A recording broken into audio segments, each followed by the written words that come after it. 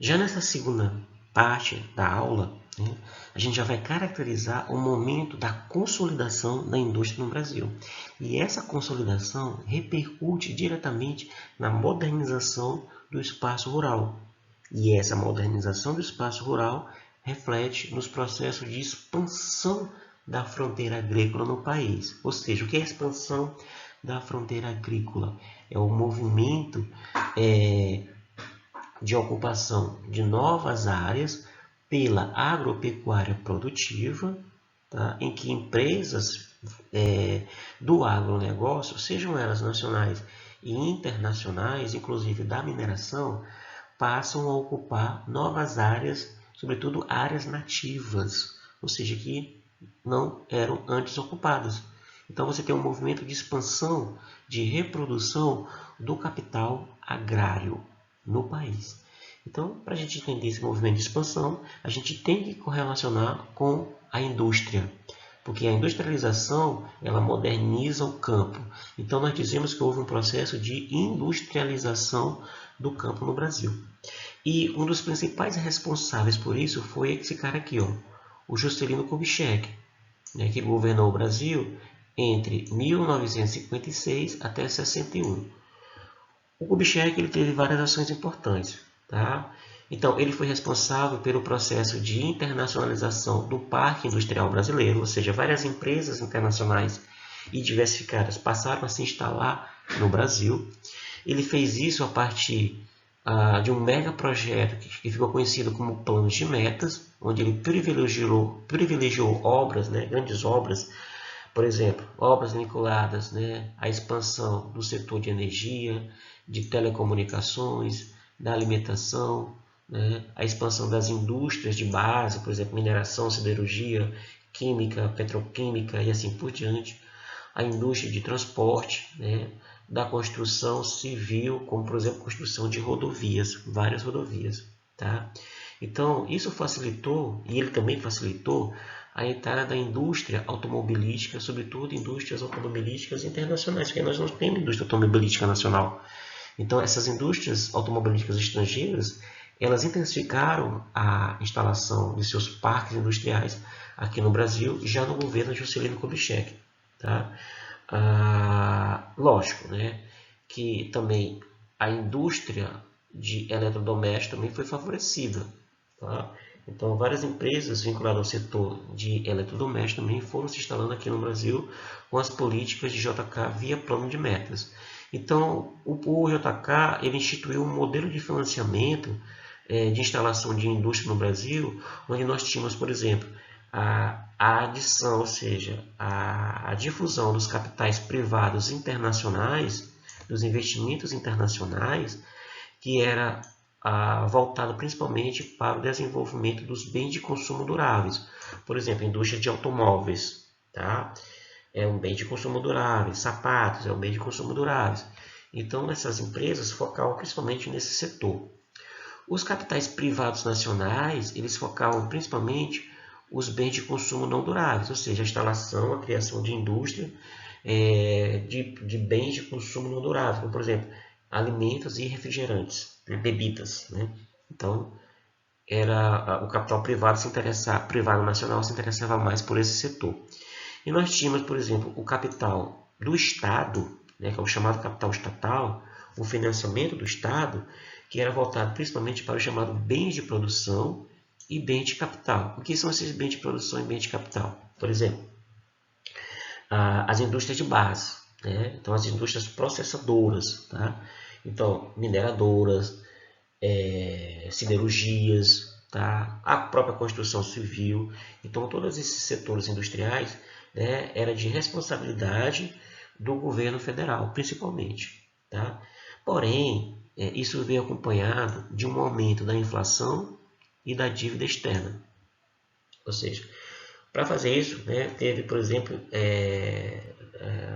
investimentos internacionais que teve por base a aquisição, né, de empréstimos, por exemplo, com o Fundo Monetário Internacional, com o Banco Mundial, e o país foi se endividando.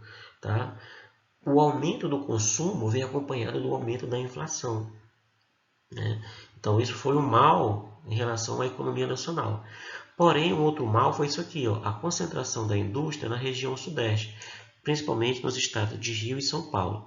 E aí, para diminuir também a influência de Rio e São Paulo, né, no país, aquela política de café com leite que se tinha, né, mesmo com a industrialização, o JK ele transfere a capital do país, que era Rio de Janeiro, em 1960, para a cidade de Brasília, que é atualmente, né, a sede do governo nacional. Então, por exemplo, essa industrialização, todos esses investimentos, ele impactou, por exemplo, nas migrações, principalmente de nordestinos para os estados de São Paulo e Rio de Janeiro, né? Então, isso vai provocar vários problemas, né? Como, por exemplo, as favelas, né? A metropolização. Então, entre 1930 até 1960, né? A industrialização no Brasil é marcada principalmente pela substituição das importações, né? Ou seja, um maior abastecimento do mercado interno e pela união desses capitais que foram citados agora há pouco, ou seja, a união dos capitais estatais com o capital nacional e com capitais privados internacionais. De 68 até 73, nós temos aqui a ação dos governos militares, né? Então, os governos militares iniciam já a partir de 64, né? E vai perdurar até 1985. Tá? Então, nos anos que marcam de 68 até 73, nós temos um crescimento da economia via industrialização, ou seja, um aumento da produção industrial no Brasil que repercute positivamente no PIB. Então, nós tivemos saldos positivos na balança comercial, né, com acelerado crescimento do PIB nacional. Você tem um crescimento desse PIB, ou seja, da produção também, ele vem acompanhado do aumento da dívida externa, aquele que eu tinha falado agora há pouco, né, ou seja, em função dos empréstimos concebidos, né, junto ao FMI, que é o Fundo Monetário Internacional, e o Banco Mundial. Então o Brasil vai se endividando, né, e convertendo esses empréstimos para o setor industrial. Lógico que isso vai impactar na concentração de renda. Então o Brasil vai se caracterizar por um país muito desigual, uma alta concentração de renda na riqueza, e vai aumentar a pobreza. Um retrato disso são as favelas, né, com o processo de urbanização desigual que ocorre no Brasil. Os anos 80 eles são marcados pela chamada década perdida. Mesmo que se caracterize pela abertura política do Brasil com a redemocratização e o fim dos governos militares, nós temos ainda o aumento da dívida externa, né, porque aí essa dívida ela é paga em moeda internacional como o dólar. Então o Brasil continua devendo o FMI, o Banco Mundial e outras instituições internacionais. Nós temos crises do petróleo no mundo, né, em 73 e 79, que impactam negativamente na nossa economia, porque o petróleo é uma base da indústria e, sobretudo, também ele afeta diretamente a economia brasileira em função de impactar na inflação porque aumenta os preços das mercadorias, né? Então, isso diminui a produção industrial no mercado interno, né, e também incapacita o Estado a investir na indústria, porque o Estado já está muito endividado, né, com os empréstimos concedidos nas instituições internacionais. Então, aí ficou marcado os anos 80 como uma década perdida, com um aumento de inflação, tá, com o aumento da dívida pública, tá, com uma desaceleração da indústria. Então, tem que acontecer mudanças nas décadas seguintes. E essas mudanças, né, nas décadas seguintes, como por exemplo nos anos 90, elas acontecem com uma abertura do mercado nacional para os produtos estrangeiros e também os capitais internacionais, né? Então o Brasil vai assumir uma política neoliberal, ou seja, já uma liberalização dos mercados, né?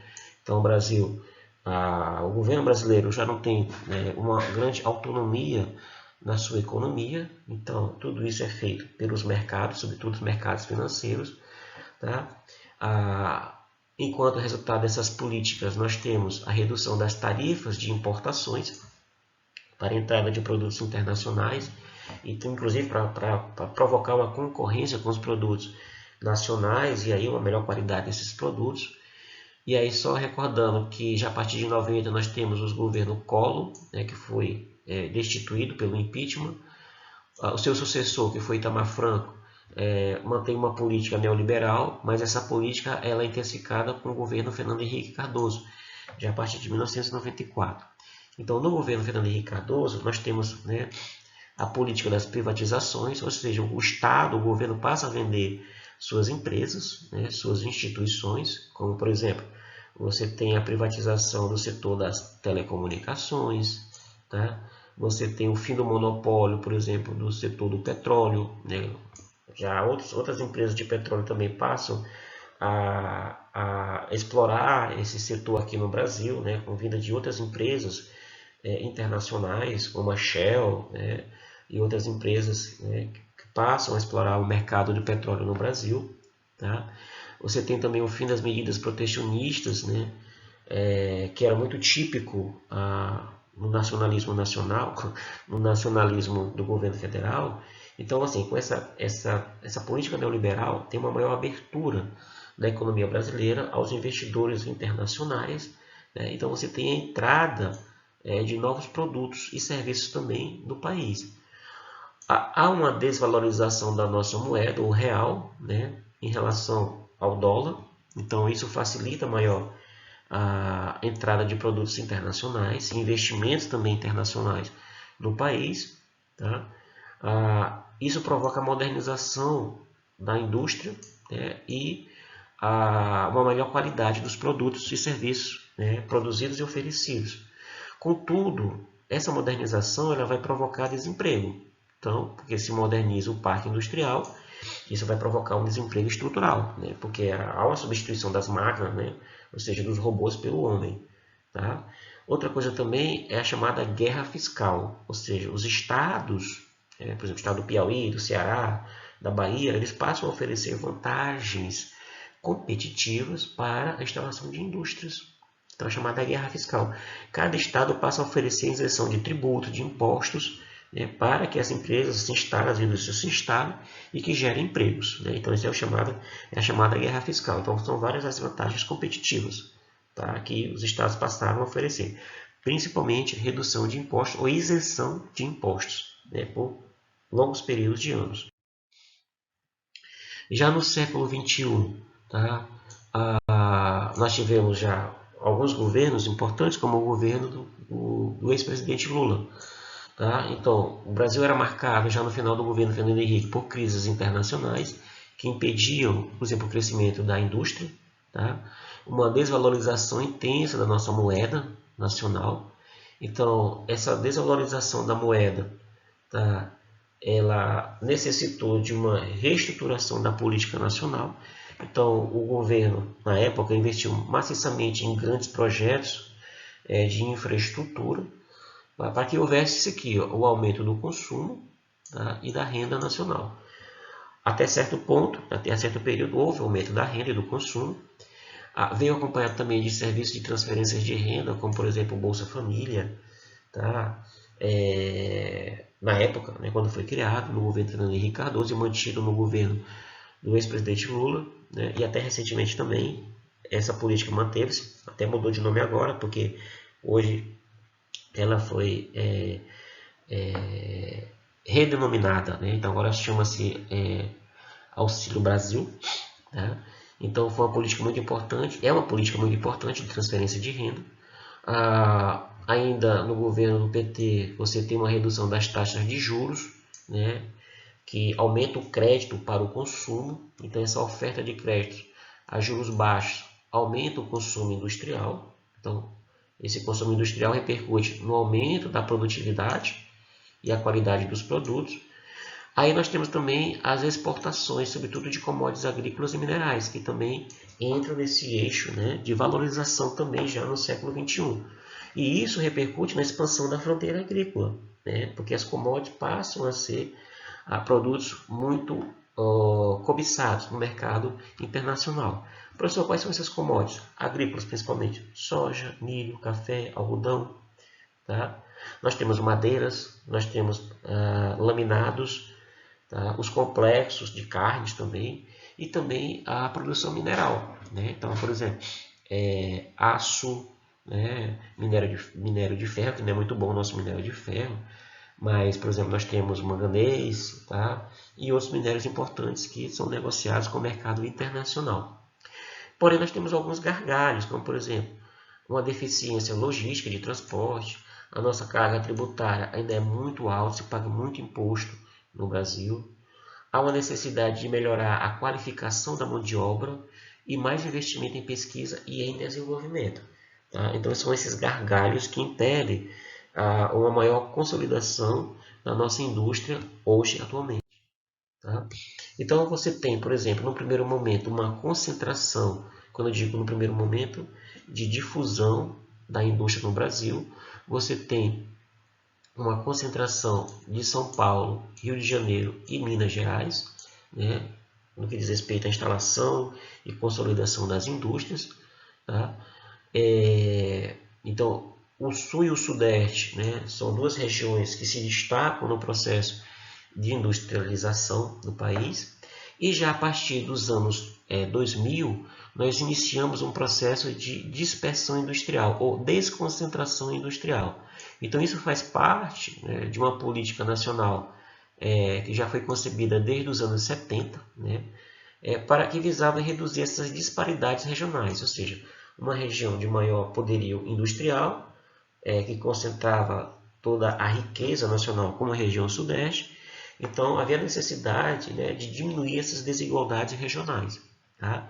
Então, iniciou-se um processo de descentralização industrial no país, né, inclusive dentro da própria região sudeste. Ou seja, São Paulo e Rio de Janeiro, enquanto cidades, já não concentram mais esse poderio industrial, porque outros municípios passaram a oferecer vantagens competitivas, né, inclusive naquela guerra fiscal que eu citei, passando a absorver a boa parte dessas indústrias que transferiram, mudaram, né, de locais. Professor, nós temos, por exemplo, outras coisas além da guerra fiscal. Por exemplo, nós temos cidades que são muito poluídas, como São Paulo, Rio de Janeiro, muita aglomeração humana, né, engarrafamento, tá, congestionamentos. Os sindicatos também são muito fortes e passam, né, por exemplo, a cobrar mais das indústrias. Então, as indústrias não aceitam muito, por exemplo, a perder, né, nessa mesa de negociação com os sindicatos. Tá? Você tem maiores custos com alimentação, moradia e transporte, tudo isso na região sudeste e sul do Brasil, principalmente sudeste. Então, essas empresas passam a buscar, por exemplo, novas regiões em que esses gargalhos, né, para as indústrias não são tão nítidas, né? Ou seja, essas novas regiões, como a região Nordeste, mas principalmente as principais ou grandes cidades do Nordeste, do Norte e do Centro-Oeste, elas passam a oferecer vantagens, né, que nós chamamos de vantagens competitivas, como, por exemplo, terras baratas, né, e muitas vezes doadas, isenções fiscais, né, ou seja, a empresa se instala numa determinada cidade e passa a ofertar vários empregos, né, no município. Em contrapartida também, você tem um mercado consumidor atrativo para a comercialização daqueles produtos. Então, tudo isso chama a atenção das empresas. Tá? Logística também, investimentos, por exemplo, em pessoal qualificado, como, por exemplo, técnicos, tecnólogos, né? Profissionais graduados. Então, tudo isso é importante nesse processo de desconcentração industrial. Então, nós temos, no primeiro momento, uma concentração industrial, principalmente na região sudeste, e aí se destacam Rio, São Paulo e Minas, mas principalmente São Paulo, e mais recentemente uma desconcentração industrial, onde as empresas vão buscar, por exemplo, novos espaços, como, por exemplo, o polo petroquímico de Camaçari. Aqui é uma imagem, né, que fica ali na região do sul da Bahia. Então, empresas, né, por exemplo, de exploradoras de petróleo, da química, da petroquímica, né, automobilísticas, passaram a se instalar, por exemplo, no Nordeste, especificamente ali, por exemplo, em Pernambuco e na Bahia. Assim como indústrias têxteis aqui no estado do Ceará, especificamente em Fortaleza. Então, você tem uma desconcentração regional, né, e novos eixos, né, de ocupação industrial. Então, essa é a nossa videoaula sobre industrialização no Brasil.